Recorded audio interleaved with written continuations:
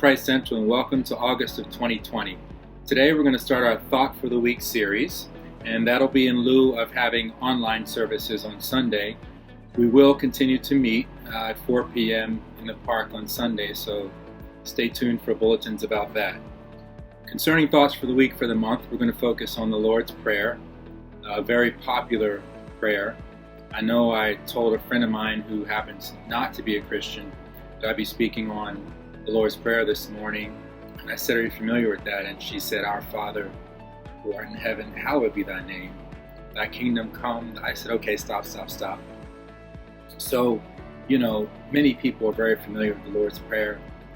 In the U.S. and around the world, a dear friend of mine, a U.S. congressman, was at Wimbledon a few years ago, and he happened to be sitting in the royal boxes and had a heart attack, and one of the Queen's medical staff began to look after him, and when they realized he was on his dying moments, the Queen's doctor said, "Would you say the Lord's Prayer with me?" And those were my friend's dying words, the Lord's Prayer. So people around the world are familiar with the Lord's Prayer. I want to talk a little bit about the origins of the Lord's Prayer and maybe focus on a small part of it today.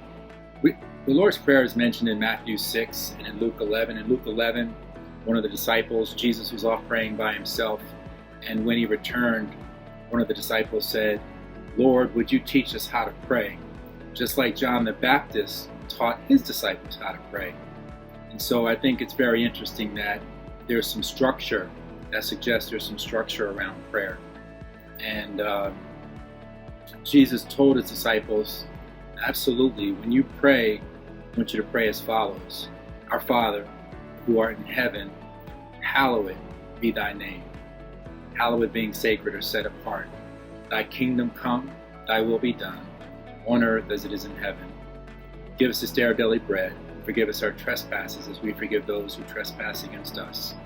Lead us not into temptation, but deliver us from evil, for thine is the kingdom, the power and the glory, now and forever. Now there's so much to unpack there, but in the interest of time and just a reflection for the week, I want to talk a little bit about give us this day our daily bread. That is also in Scripture where the Jewish people, when they were wandering in the desert, began to complain to their leaders about being hungry and not having enough food. So God said, "Sure, I'll give you manna on a daily basis."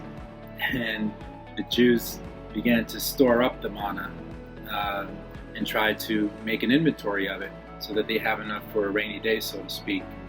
But every time they went to store up the manna, it would rot, and so they could only have provision for one day.